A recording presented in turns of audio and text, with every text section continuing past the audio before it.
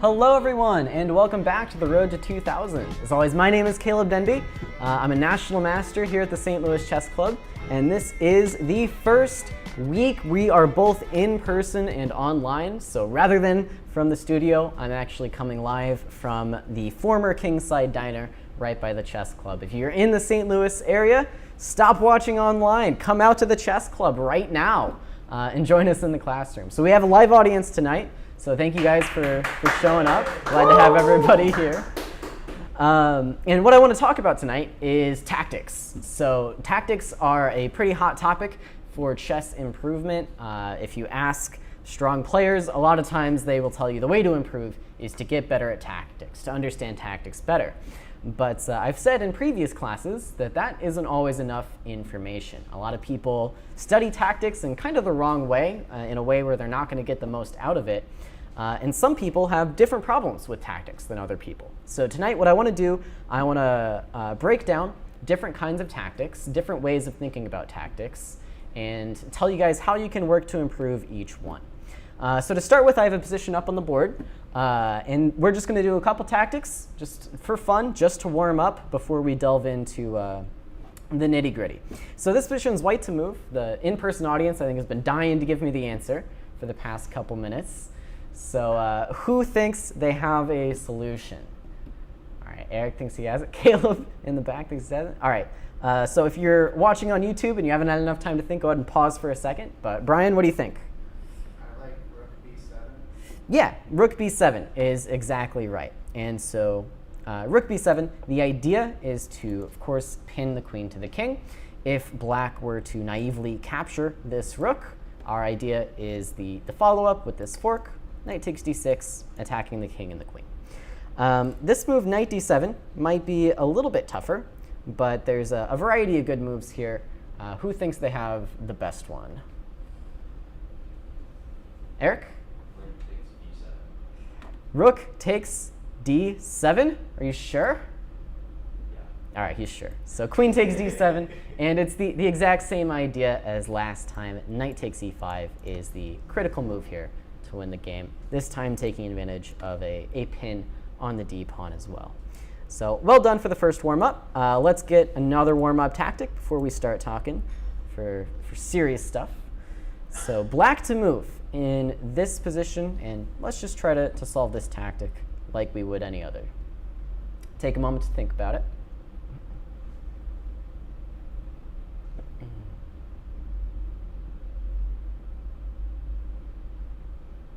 Can I ask your name? Jacob. Jacob, all right. Do you think you have something, Jacob? I saw you thinking about it. Not yet? Take your time. Take your time.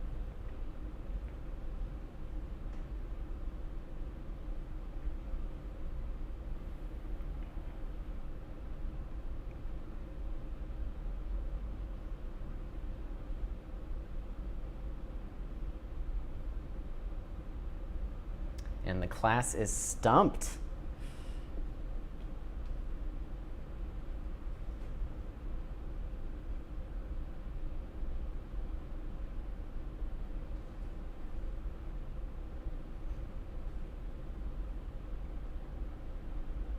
Okay, Eric thinks he has it.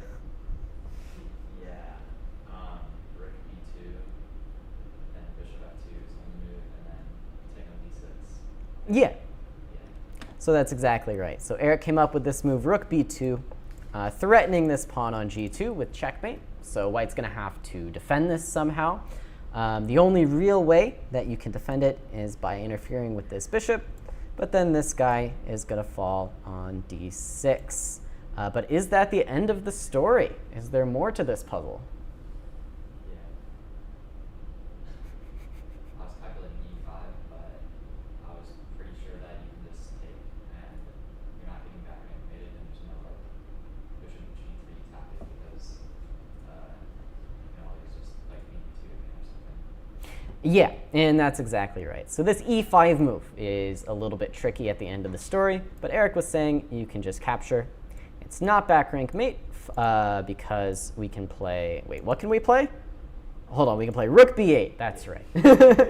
Forgot about that line. And he was saying bishop g3 doesn't think works because, well, there's a variety of moves. I think even queen c6 would be an option there, counterattacking on g2. So what we just did were just two normal tactics, and we kind of solved them, I think we would all agree, in a normal way. This is just how people solve tactics. We sit there, we think about them, we see the answer, and then we move on.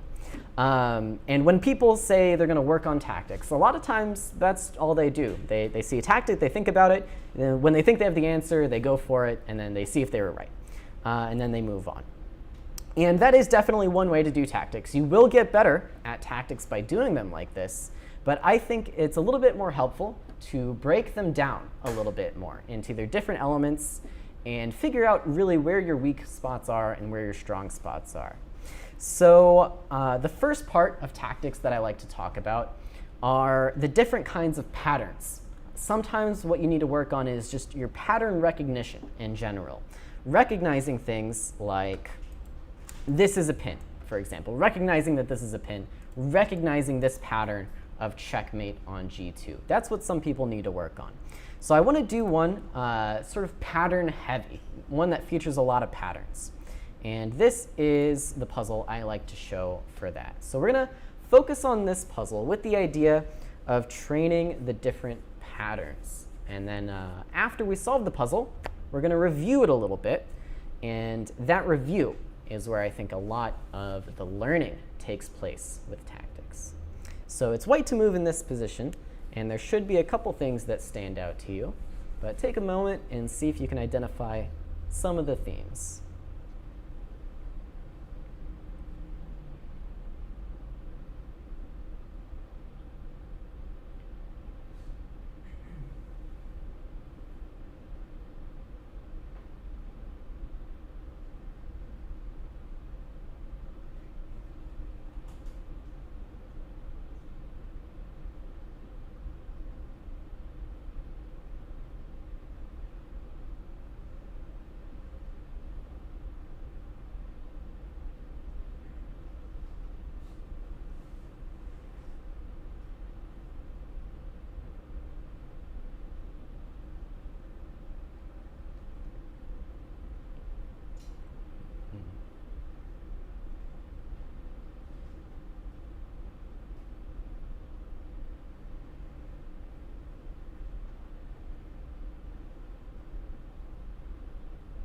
All right, who thinks they have a candidate move? A couple candidate moves. Some ideas. Don't have to have the whole answer, but some moves probably stick out. Jacob, I don't think I've heard from you. I'll be Sanders for this one. Sanders. There's two Jacobs in the audience. I'm just, the first thing I'm looking at, just because I feel like it has to be right, like some knight g5 idea. Yeah, so probably ideas centering around this H file are going to be sticking out. Ideas involving bringing the knight to g5. Maybe ideas of bringing this bishop into h7 are things that we're thinking about, right? And how are we arriving at that conclusion? Well, it's down to our pattern recognition, right? You don't find knight g5 because you were a great calculator or a great visualizer. This is one of those puzzles that's going to be solved by recognizing familiar patterns. Now, not every tactic is going to be like that, but some tactics are. So after knight g5, what are some more familiar patterns that we're thinking about? I'm thinking of moves like queen h5 and trying to get like that h8 mate and also the h7 square. Yeah. Bishop queen combination and stuff. Looking for ways to bring this queen into the king's side and deliver a checkmate. So now that we know what kind of patterns we're looking for, now we're going to try to visualize and calculate to find the specifics. So these are the ideas that should be floating around. Now step 2 is bringing down the hammer.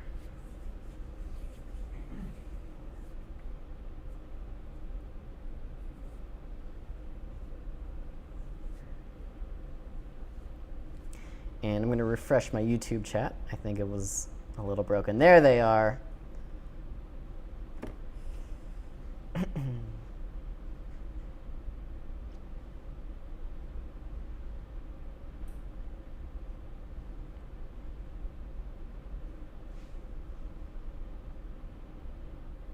Yeah, the YouTube chat also likes this knight g5 move, but they don't have much else worked out, it looks like.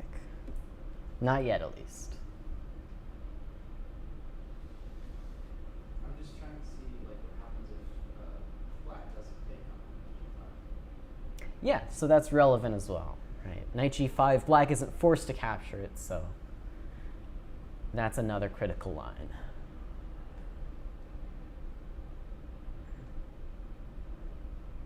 As Ben Feingold would say, it's not checkers. They don't have to take. All right, do you have the full thing, Eric? Yeah. Does your line end in checkmate? One of them does. One of them does. All right, let's hear it. What do you So, got? Knight g5. Knight g5? If pawn takes, then bishop h7, king h8, bishop b6, king g8, rook h8 takes, queen h5, king g8, queen h7. Yeah. And if nothing takes, then your threat's just knight h7. Right? There you go. Eric with the full and complete answer. So he was saying knight g5 is the first move.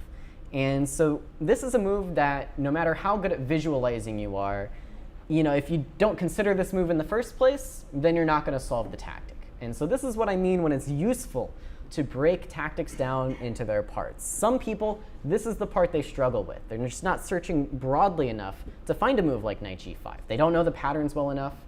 And so even if they can visualize all the way to the end of the line, if they don't consider the move knight g5, then they're not going to be able to solve the puzzle.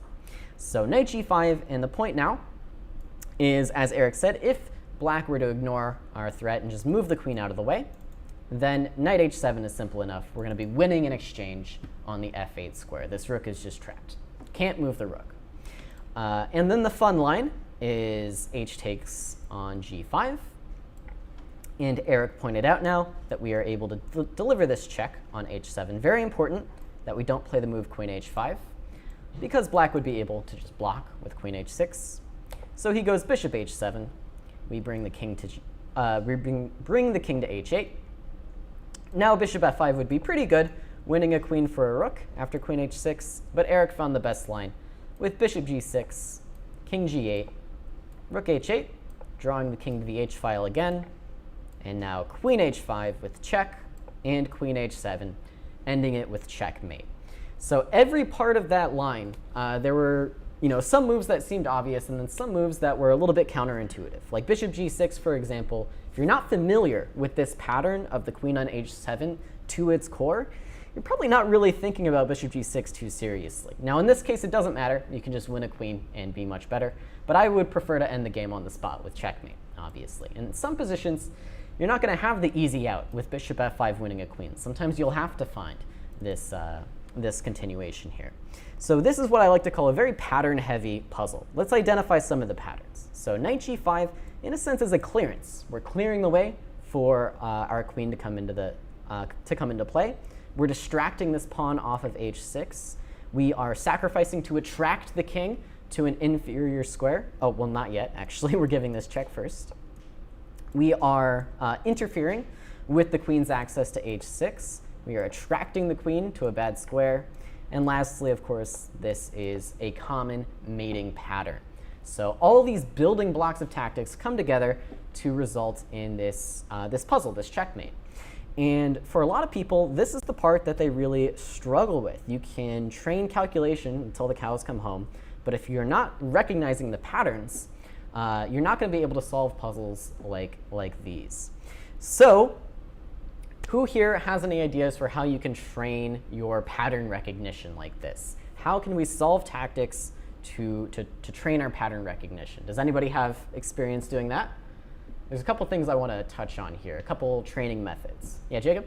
I know that certain websites like chess and chess.com, whenever you're doing tactics, you can literally put in puzzle themes, and then that's one way that I for example, if I'm noticing that I'm missing a lot of discovered attacks or something, you can look up discoveries, you can look up all that different stuff. Yeah, so what Jacob just said is websites like Lichess and chess.com, they will often let you sort by tactical motifs. So for example, this position combined many, many, many different motifs into one. But if you're noticing you're not really seeing a certain motif, like pins, for example, they don't make sense to you, you can definitely sort tactics by pins on these websites. But any other ways, any training ideas? Before I give you my takes. I'm curious what else is out there. What else is out there? Caleb, what do you do to train your pattern recognition? I just sit for hours and do tactics, but I'm not getting any better. So. All right. We have another Caleb in the class, and he said he just sits there and does tactics for hours, but it doesn't seem to be working. So there's a couple different ways that I like to go through this. And for this idea of broadening your search as wide as possible, I think the really important key is to go through every relevant line in the tactic in depth. Whenever you do a tactic, you should go back through it and check pretty much every relevant line you can think of, because you'll notice different themes are appearing in these puzzles. Just the main line isn't enough to exploit the theme. And the big one that I'm surprised didn't get a shout out in this particular audience is the Woodpecker Method. Everybody loves the Woodpecker Method. For those of you unfamiliar, the Woodpecker Method is the latest in a series of books on tactics that really expound on the benefits of repetition. So the Woodpecker Method is you keep slamming your head into a tree until it makes sense. So what does that involve? That involves doing the same set of tactics over and over again, so you sort of absorb them into your subconscious. You're not necessarily even having to think about them by the last time you're repeating them. And that's one way to go about it, but I wanted to highlight a website that a friend of mine actually has been developing, and that is this website called Chessbolt. I think this is a really useful tool for starting to recognize puzzle themes. So if I can just click on a puzzle here, we'll go through it. Let's, I guess, solve it together since we're here. So this one is black to play. I haven't prepared this puzzle. It's just from this website. So take a second, see if you can find a solution here.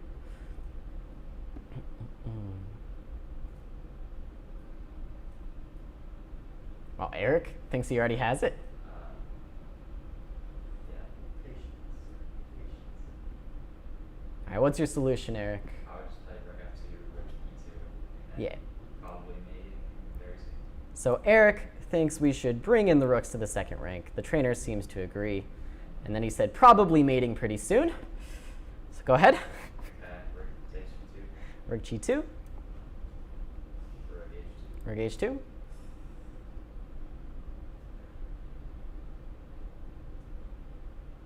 And crickets. Crickets in the audience. Gotta be careful. Gotta be careful.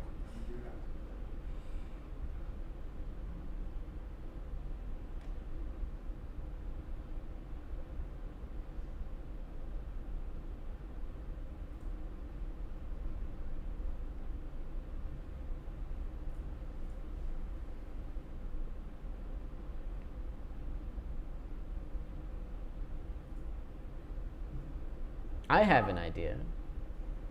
Think you got something, Jacob? It doesn't have to be right. We're just talking ideas.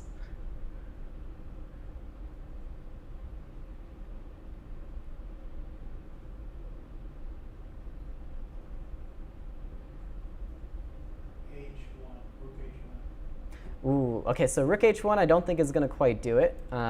We would draw the king back to the h1 square, but the king could just capture. So we're not quite getting our checkmate because the square is covered. And I think the chat room has a good idea here. Can I make the puzzle? Yeah, solve it. Rook e g2. Rook e g2? I'm not sure if I agree. Oh wait, no, I missed Ah. the king can take guy. King e4, yeah. Yeah, Yeah, so yeah. rook eg2 apparently was good enough according to this website, but it likes king e4 a bit more. I actually like the move rook h3, but I think king e4 is going to be good enough. And how do we finish him off here?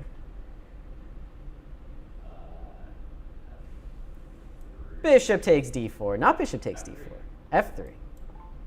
Makes sense. Okay, so we go f3, and then the follow-up, I'm sure, is rook g2 and rook h1. So how is this any different than a normal tactics website? Well, the idea, if I can scroll down, is that it goes through all of the tactical themes in the position, and it goes through all of the relevant variations that it can pick out.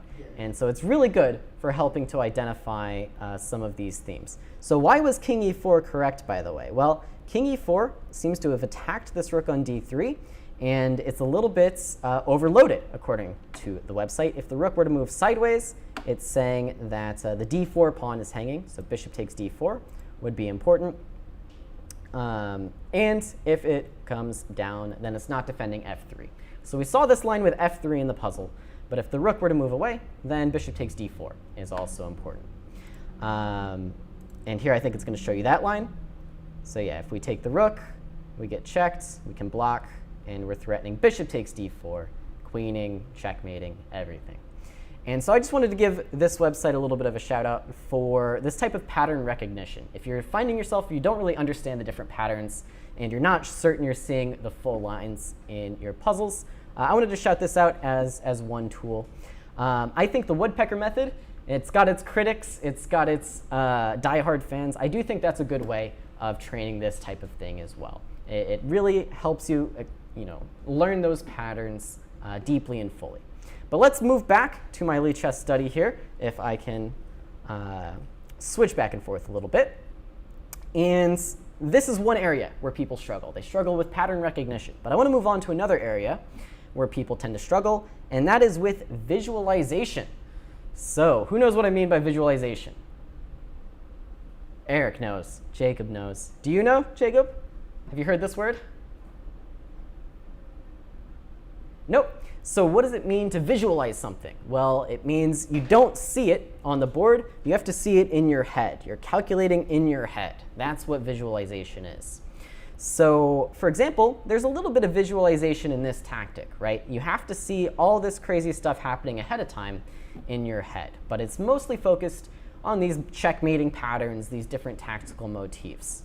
So what do I like to do for training visualization? There's a couple things. One, which is an old favorite, is to study endgames. Endgame studies are very heavy on visualization and calculating very, very far in advance. Now, why is this the case?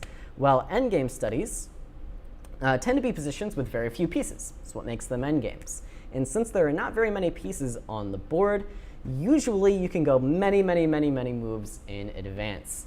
So I have on your screen a rather difficult endgame study. It's black to move in this position. Not totally normal for a study, but it'll get the job done. Black to move, and you have to find the best line. Now, if you're a real diehard at home, I would recommend pausing your video and taking like 20 minutes to try to work this one out. We're not going to do that in the class for obvious reasons, but we will still work through the whole thing. So take a minute or two and see if you can figure out what's going on, and we'll kind of solve it in sections. Take a minute or two to think, though.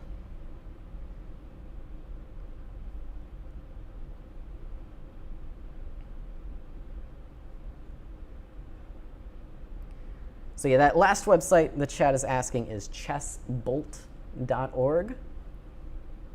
And maybe we'll link it in the description as well. Ooh, I can take a hint. Ben Simon, message received, he says. OK.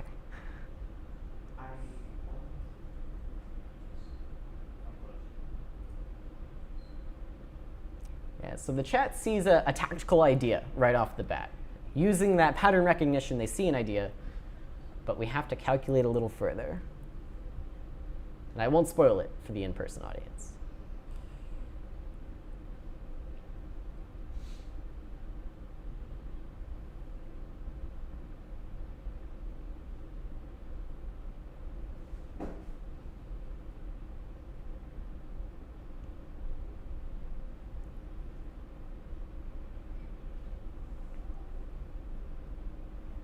The chat is asking me how to be a grandmaster. We're trying to get to 2,000, okay? 2,000 first.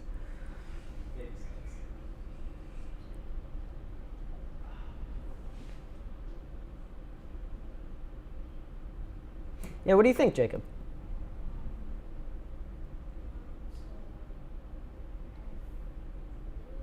Yeah, so this is the idea that the YouTube chat actually came up with as well. It's a pretty strong idea.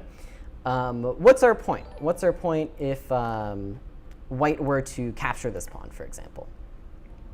Ah, I'm learning. Oh, God. Sorry, just trying to mute the laptop here. I'm getting some kind of notification, but we're there now. Does it have power? Yes. Yeah, so we take with the knight. And if white takes back,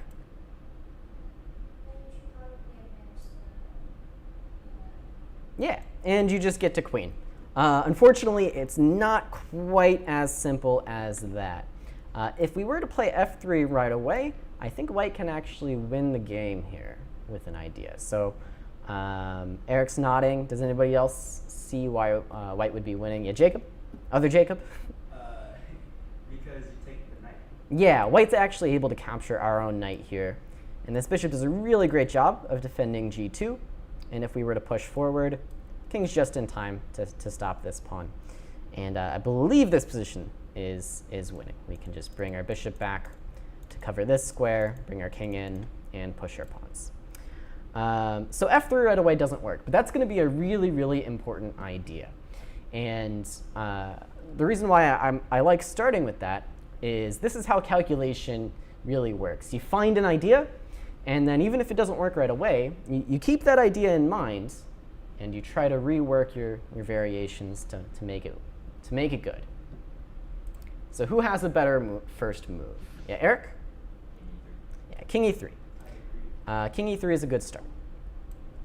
Now, let's say that white just wants to play a4. White's going to try to push forward on the queen side while you're busy over here. So what becomes our critical variation? So not just f3, but what is... Also, is 94 also one of the variations you're talking about? No. Or does that just not work? 94 is bad. Doesn't work? So yeah, the problem with 94 Okay, no, is yeah, no, white's going to take, I'm one move too late. and we stop f3. I'm one move too late. I lied. So f3 is our idea, but what's the critical variation? What do we have to deal with? You're running f2 and f1. Yeah. So if white takes an f3, do we just trade in? I mean, I guess I have to calculate bishop takes, knight takes, and then they try to promote their pawn. Yes. My knight can go defend both of those pawns, and I can play like king f2. I'll So get back to you. Eric needs some time. Eric needs some time. But he was correctly pointing out that our critical variation isn't really... Oh my God. I've ruined everything. Our critical variation isn't going to be if white takes on f3, knight takes f3. Our critical variation isn't g takes f, because this one's easy. We see that we're promoting. And yeah, maybe we should update our Lichess settings so it's not so easy to resize the board. But OK, our critical variation is going to be what happens if white just starts pushing on the queen's side. Right? This is what we have to determine. We're up a piece, but these pawns look dangerous. So now that we see this critical idea, if I were, for example, teaching a private lesson or something less in a visual format, I would leave this position on the board, and I would say, OK, you've seen the critical ideas. Now calculate it out to the end and see if you can tell me the result. You know, what's going on at the end of the variation. Now, since this is a YouTube video and we are in a visual format, I'm going to give you a couple more moves. So let's say f3, takes, and a5. We get to this position. Now, how do we continue from here? Take a moment again. Take a moment.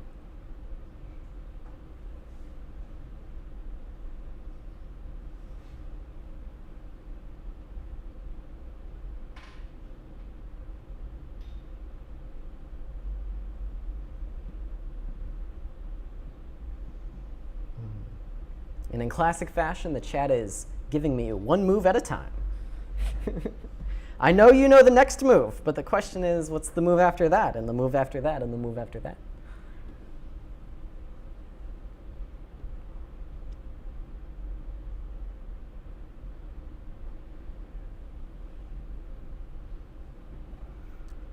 So we have two main options here. Who can tell me the two main options that we have to calculate? Yeah, Jacob?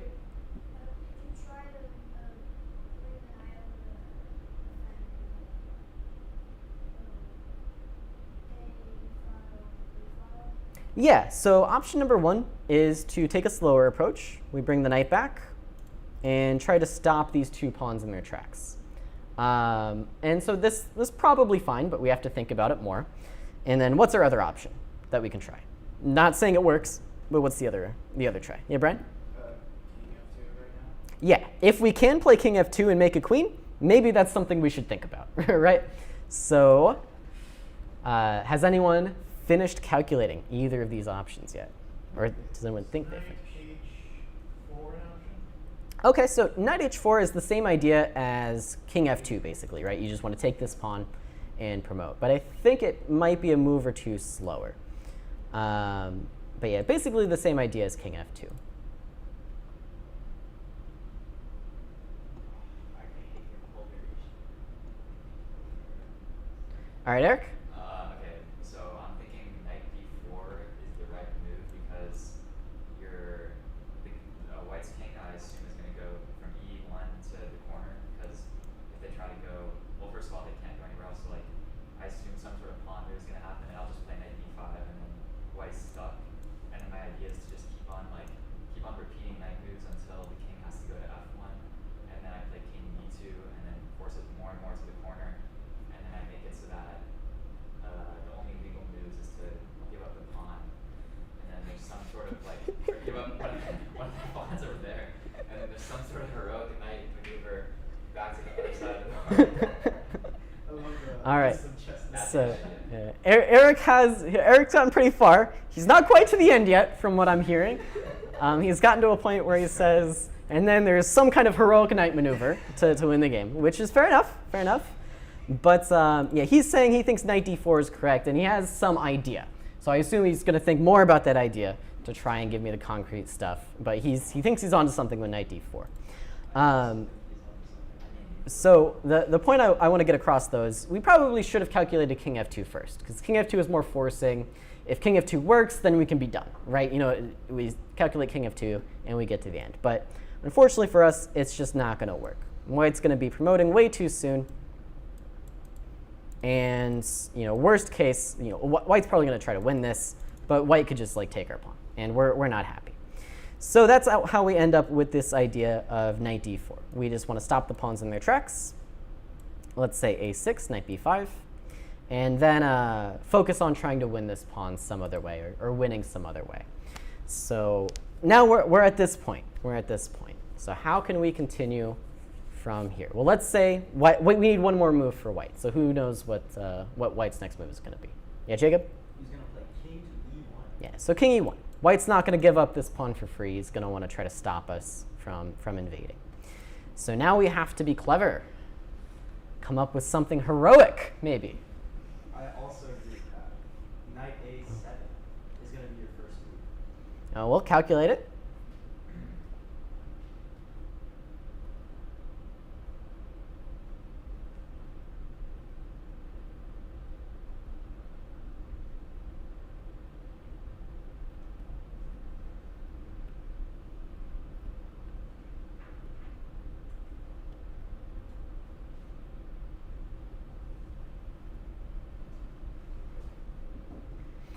And I think the class is strong enough tonight that I'm going to ask you to find the winning idea from here. And we will train our visualization just a little bit, just a little bit.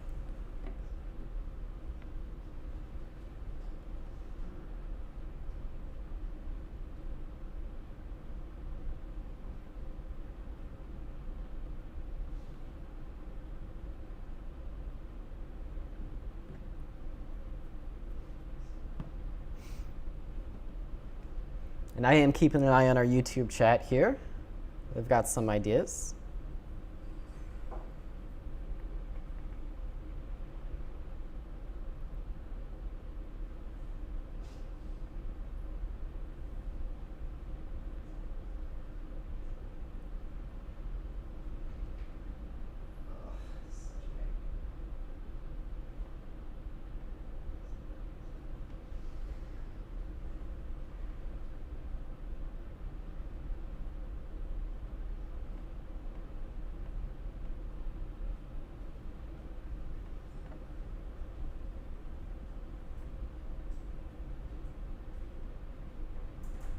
Oh, and someone in the chat has given me the last move of the variation, which is much more interesting than the first move of the variation. So I think someone in the chat might have worked it out. Maybe they missed a detail here or there, but they've got some good ideas. And Caleb knows the last move. Just not the ones in the middle. Yeah, the ones in the middle are the weird ones, but it ends with, can I give you the last move? All right, what do you think the last move is, It's Jacob? the last move, by any chance, knight f2. Ah, very interesting. Maybe knight f2 is an idea. So now we just need to work out how Eric's heroic knight maneuver brings the knight to f2. So to start with, everybody's saying knight I a7. think I can give you the whole line. I like this. Okay, Jacob thinks he has the whole line. So you give it to me, and I'll put it on the board. Okay, knight a7 first, Knight a7. and then if he plays b4 or king f1, it doesn't really matter. But So just say let's say b4. He doesn't want to let us in, so he's Yeah, going to keep so then, opposition. Knight b5 again, Knight b5. and then if he sacks the pawn a7, you're gonna take. But if not, if he plays king f1, you're gonna play king d2. Okay. And then always if a7, you're gonna take. But then he's gonna play king g1. You're gonna play king e2. He's gonna play king h1. You're going to play king f1. Oh, very important. And your knight is in time before he promotes if he ever tries. So he tries a7. Then you're going to do the thing where you put your knight on that square, the c3 one. Okay, I make a queen. And then you put, oh wait, am I not? Oh, God. Oh, it's so illegal. Oh, no. I'm trying, Jacob. It just won't let me. Oh wait, It's just, I did the thing where it was wrong. Wait, where did I go wrong again? you were almost there. Almost there. No, okay, then you take the pawn first. Take this one. You take the pawn first, then. Oh, then don't take the pawn. now you don't take the pawn. Now this is what, yeah, knight c8, knight d6, and then you're done. That's what I was. Sorry, I got confused. Knight f2 checkmate. Well done, everybody. Well done. I just mixed up the move words. I swear I'm smart. So we can kind of see how this quote-unquote tactic is wildly different than the one with all the patterns, right? There weren't that many patterns in this tactic. There were a few. There was the idea of an advanced pawn trying to promote. There was an idea of this checkmate pattern. But the really heavy lifting is this visualization, seeing it ahead of time, calculating out all the moves. And so that's why I like endgame studies for training this visualization. So this is definitely one way to do it, but I also want to talk about, in a little bit here, we'll cover this some more, but I want to talk about another way to train your visualization. So we'll get to that. But first, let's talk a little bit more about this, just because I like this position. I have a question for you guys. Let's say a7 was played here, right? Jacob said we're always going to take if they play a7, but let's say now they play b5. Yeah, well, this is the one time you don't take. No, we don't take? Or, no, the king's not there yet. No. We do take? All right. And then you just. How do you win this one? You get your knight to h3 after. Wait, let me think about this. I had this idea earlier. Yeah. So when the king is on h1, you play knight h3, and then the only legal move would be to take, and then you play. Oh wait, no, I'm wrong. I had the idea. Wait. All right. I am right. Okay, because then the only legal move is to take, and you just play king f2 and promote. Yeah, all right. Okay. Eric's got the idea. That's literally what I keep doing. This puzzle makes you go crazy. So He wanted to put the knight onto h3. I think f3 is a little bit easier to get to, so we're going to go with that one. And so along the way, let's say knight d4, king here. We can't do it yet because then he just takes and it's a draw. But our winning idea is going to be knight f3 or h3 here. And then we get king f2. And we get to make a queen before they do. So just one more note on that puzzle. So, I like endgame studies. They're great for training visualization. They're not for everybody. Some people just can't take these. And a lot of times, endgame studies, while they're good for training visualization, they'll be very, very, very difficult, right? The endgame studies can be just enormously difficult with very strange ideas that feel like they're not going to show up in your games. And so you can sit there trying to visualize and calculate for hours. But if it's just really some strange idea that you're not able to consider, then it might not be the most useful for visualization. So there's actually another way that I like to train it that is a pretty new idea to me. I hadn't seen this done many other places, but we're going to do something that are kind of half blindfold tactics. So of course, trying to get better at chess, you're not going to be able to play a blindfold game until you're already pretty good. But what am I talking about? Well, let me show you this position. And so this is going to bring us to one of the other tools that I want to highlight here tonight. So this is a position from the Lichess daily puzzle today, just to show you can be done with any puzzle. And what happened in this position is white played queen c7 check, black played king f6, white played queen f4 check, and black played king g7. And so the trick now is I'm going to ask you to solve the tactic from that position. So if you're here in the live audience, you can see those moves in the notation if you need a refresher. For the YouTube chat, I'll say it one more time. White plays queen c7, black plays king f6, white plays queen f4 check, black plays king g7, and then there's a tactic. So try and solve that tactic in your head from here. And this is the trick to visualizing. I'll give you a little bit of time.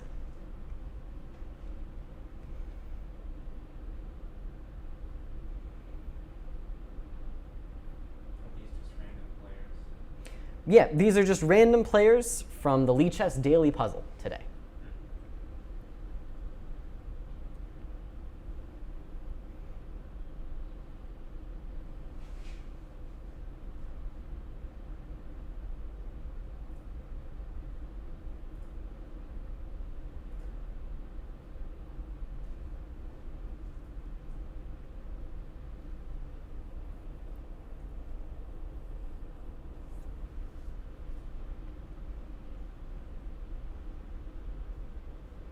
All right. There is a third Jacob in the YouTube chat who thinks they have it. Their line is pretty convincing. It might be showing us the answer. Is it, or am I silly? Those moves on the right, do they matter? No. So this is what happens in the game. I was just curious. And then you have to solve the position after king g7. Okay. So after king g7, what's the win for white? Okay. Just making sure. Because in this position, white's not even winning in the initial. That's what I was curious about. Eric has the answer, but we're gonna wait a little longer.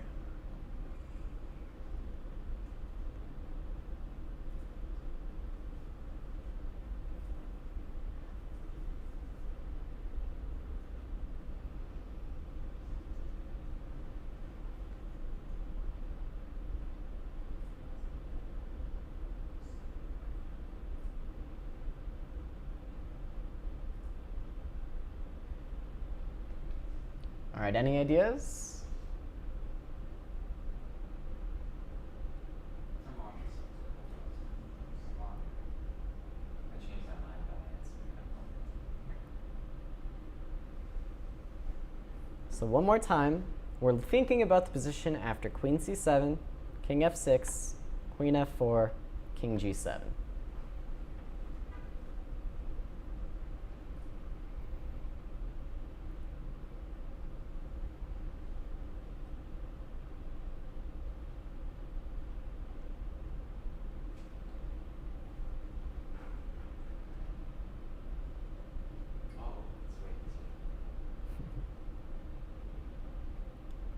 All right, go ahead, Eric.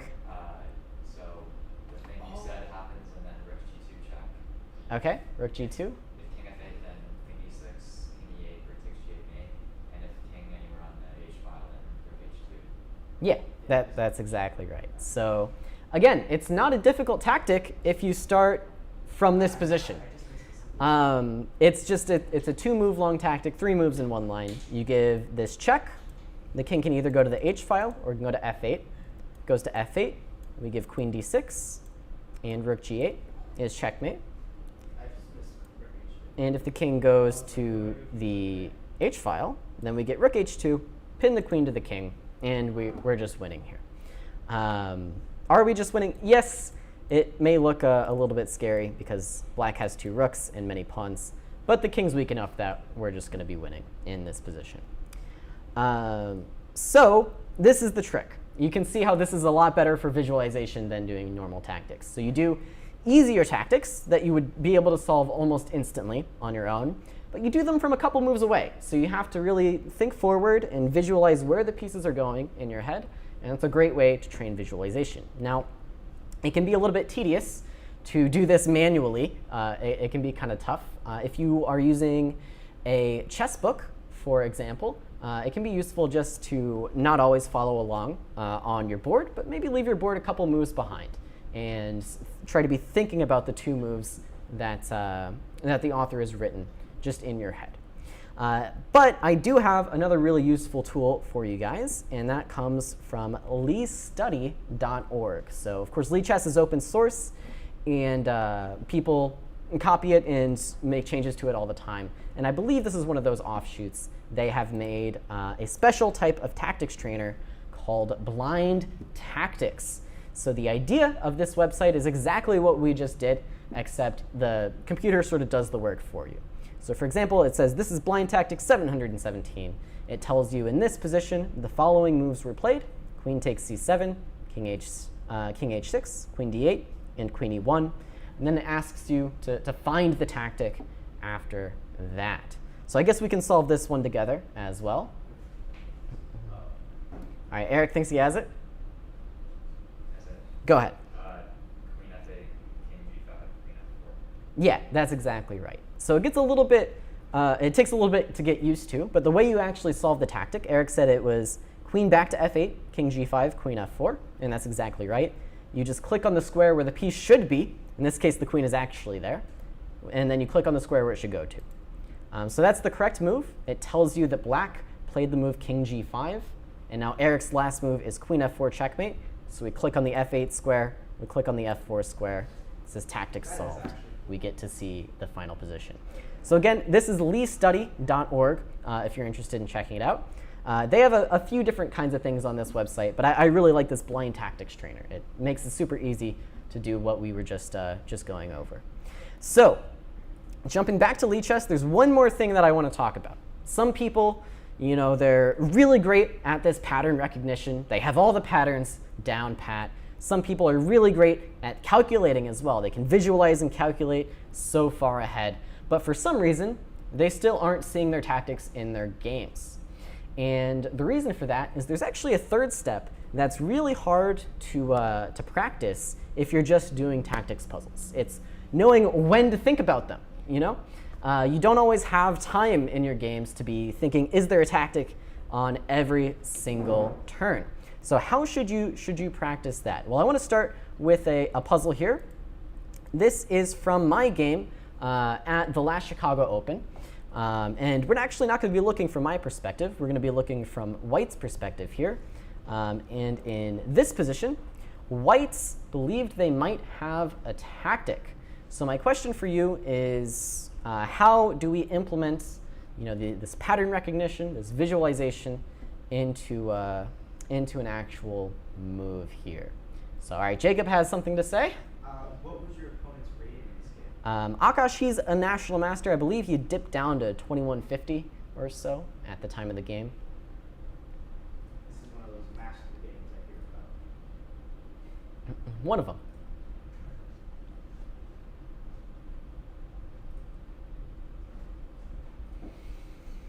And the reason why I show you this position isn't because it's incredibly difficult or anything. It's to give you an idea of this problem that some people have.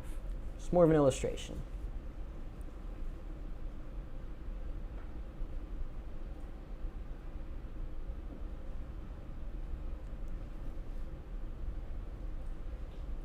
So who sees a potentially tempting move for White? It seems like there might be a tactic, right, Eric? Knight f6 obviously jumps out. Yeah. Yes, so ideas revolving around knight f6 are kind of floating in the air. And my opponent actually took it a step further. My opponent I was thinking rook d5. played this killer sacrifice, rook takes d5.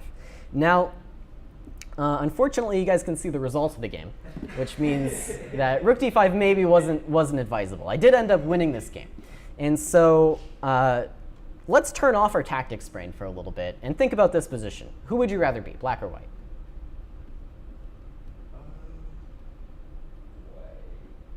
Yeah, white. White is significantly better. He has the Catalan bishop. I've lost my Catalan bishop to unforeseen circumstances. And so white just has a lot of pressure on the light squares. And if he had played a simple move like knight c3, just keeping up the pressure here on this diagonal, using his more active pieces, black would be significantly worse. I would be much, much worse in this position because this bishop's just super strong. Now, losing, maybe not, but significantly worse. Instead, he goes for this slightly risky tactic. I take back, he goes knight f6 check, king g7, and knight takes d5. And now, I came up with the move rook d6. And after rook d6, black is actually doing fine. There's some more tactics you have to kind of calculate through, but just take my word for it, rook d6, and black is doing okay here. And after the game, my opponent told me, yeah, I just missed rook d6. But that's sort of missing the point.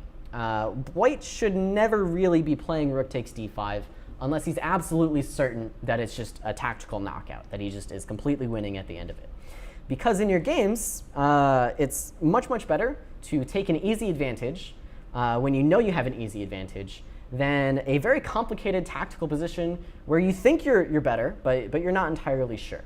So that was my opponent's mistake. Not only, yes, he miscalculated a little bit, he missed rook d6, but the mistake was in his thinking, right? And no amount of tactics puzzles would have solved this problem for him. So how do you train this sort of concept of how do I apply tactics to games? Who thinks they have an idea for how to train this part of their tactical thinking? All right, Eric has an idea. Play more chess. Playing more chess is Eric's idea. Always a good way to train. But let's say you hate playing chess and you just want to study chess all day. Woodpecker method. No, not the Woodpecker method. That's just going to give you this pattern recognition, maybe train your calculation a little bit. But yeah. I don't know how to actually implement this, but it would be nice if you could just be given a position and try to guess like who's better and by how much. And then because if white understood that they were much better here, then they shouldn't be playing a questionable move. Yeah. So yeah, training your ability to evaluate a position is something that Brian was talking about. I don't know a good trainer for that, but for this specific idea of how do tactics fit their way into normal games, honestly, I think the best thing you can do is play guess the move. So who's played guess the move before with a game? Jacob's done it. Eric's done it. So what is guess the move? Well, it's a really easy game to play. The best way that I've found to do it is to get a book, a collection of games that are annotated, and you go move by move, you pick a color, and you say, okay, I'm going to play white in this position. What do I think the best move is? And you just go through the game move by move. You guess the move at every turn. You see where you are differing from the Grandmaster, and you see where your thoughts are differing. And after the game, after you finish it, you go back through, maybe with a computer, and you sort of check your work. Now, I was going to play a game of Guess the Move with you here tonight, but I think we're a little bit too short on time to do that with just a couple minutes left in the game. But this is sort of the big thing that puts all the pieces together. You're going to be calculating as if you were in a real game if you're playing along and trying to guess the moves. And it's going to show you when the GM decides to go for more tactics and when they're saying, you know, I just have a nice advantage with this move, and they play this other one. So you can do this with unannotated games, just following along with a professional tournament. But if you do it with games that are annotated, where the thoughts are sort of explained, it's even more helpful because you don't have to guess, oh, well, I guess they didn't go for the tactic because they liked their position. A lot of times they just tell you. They just say, yeah, I played knight c3 here because my position was good, and rook takes d5 looked messy. OK, so that is all I have for tonight then. Are there any final questions on the tactical ideas we talked about tonight? Any questions at all? Eric has a question. I have a question about this position Yeah. specifically. After rook d6 in the game, can't white just play, I was thinking queen c3 and then knight b4 afterwards? Yeah, so these are the messy tactics that I told you to trust me on. Eric was asking what happens if queen c3 and knight b4, and the messy tactic is knight d4. Wow. Okay. So I have this idea to unpin and fork the king and the queen. Importantly, after knight b4 here, I also have knight d4, and queen c3. I only have one move in this position, if you want to try to find it.